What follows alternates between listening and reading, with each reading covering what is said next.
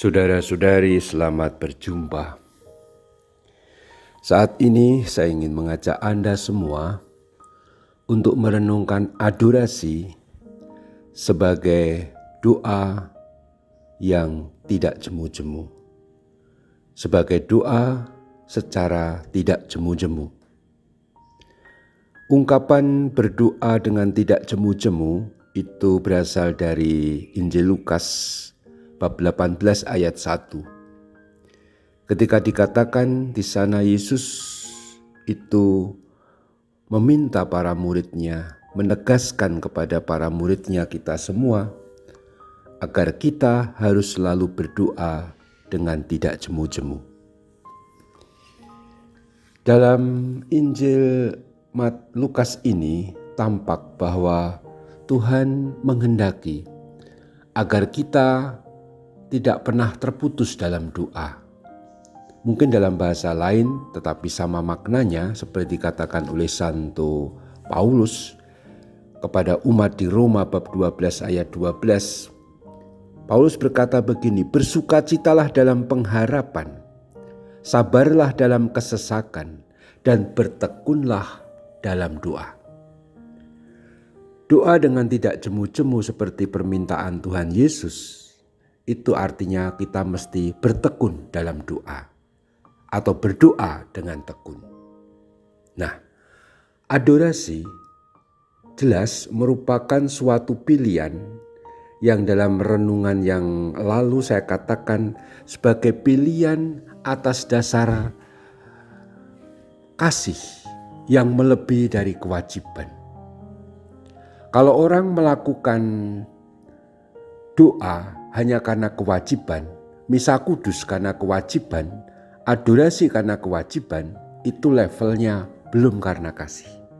Itu masih seperti anak-anak SD atau anak-anak yang masih didisiplinkan oleh orang tuanya untuk belajar, diwajibkan untuk omong yang baik, untuk menghargai sesamanya, menghormati sesamanya.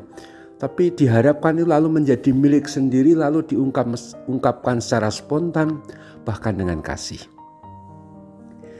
Maka adorasi tidak lain adalah doa karena kasih. Dan kalau orang punya kasih, maka dia akan melakukannya dengan gembira, dengan sukacita, dan dengan tekun. Nah, ini poin ini yang tekun ini yang ingin saya garis bawahi untuk renungan adorasi ini. Adorasi sebagai suatu ajakan berdoa terus-menerus. Adorasi Ekaristi abadi yang diadakan di banyak kapel termasuk sekarang ini fokusnya pada adorasi abadi di Puspita. Sebagaimana kita bisa pandang pada Sakramen Maha Kudus dalam Monstrans pada channel YouTube ini adalah cara kita untuk tetap mengisi hari-hari kita, jam-jam kita ketika kita punya waktu betul, mengkhususkan waktu untuk Tuhan. Paus Benediktus ke-16 pernah mengatakan begini, konsistensi dalam memberikan waktu untuk Tuhan merupakan unsur fundamental bagi pertumbuhan hidup rohani. Nanti Tuhan sendiri yang akan menganugerahkan kepada kita suatu rasa bagi misteri-misterinya, sabdanya, kehadirannya, dan tindakannya untuk merasakan betapa indahnya jikalau Tuhan berbicara dengan kita. Tuhan akan membuat kita memahami jalan yang lebih mendalam dari apa yang Ia kehendaki atas diri kita. Konsistensi memberikan waktu untuk Tuhan merupakan unsur fundamental bagi pertumbuhan hidup rohani. Tidak sulit untuk memahami makna ini. Konsistensi berarti keteraturan. Sesuatu yang dilakukan terus-menerus dan ajak, teratur, konsisten, ya. Dan itu perlu kita lakukan dengan adorasi ini. Kita tahu ya pada umumnya badan sehat itu karena makan teratur. Karena tidur teratur, istirahatnya cukup dan teratur. Olahraga teratur. Banyak hal dilakukan dengan teratur dan baik. Maka hidup rohani pun kalau mau sehat perlu dilakukan secara teratur. Artinya kalau mau doa, hendaklah doa yang teratur. Nah, saya ingin menegaskan kembali. Kadang-kadang mungkin ada dari antara kita yang beradorasi membuka channel YouTube Adorasi Abadi di Puspita ini hanya kalau ada misa kudus, hanya kalau pas ada renungan mungkin dari saya atau romo lain, atau pas ada doa bersama, atau bahkan kalau ibadat bacaan jam 3. Sebenarnya dalam jadwal acara selalu ditulis di sana, selain acara-acara bersama seperti ini, itu ditulis selalu acara adorasi yang pribadi. Maksudnya supaya Anda ambil waktu. Terserah kapan waktunya. Kalau bisa 1 jam setiap hari. Ambil waktu bebas sesuai dengan dinamika acara Anda di rumah. Tapi ambil 1 jam. Pas jam-jam doa pribadi itu.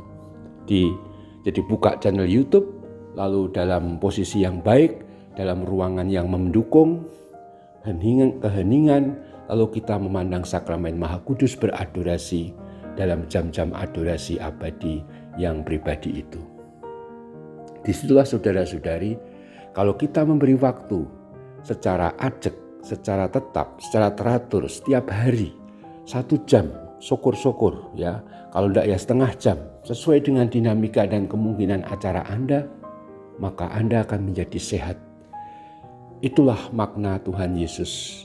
Kata-kata Tuhan Yesus kalau menghendaki kita supaya tidak jemu-jemu untuk berdoa atau bertekun dalam doa. Marilah kita bersyukur bahwa adorasi kita menjadi saat kita bisa berdoa secara teratur, secara tekun.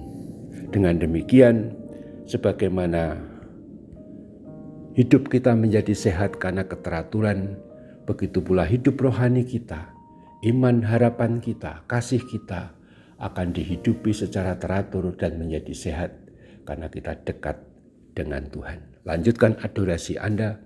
Terpujilah Tuhan kita Yesus Kristus untuk selama-lamanya. Amin.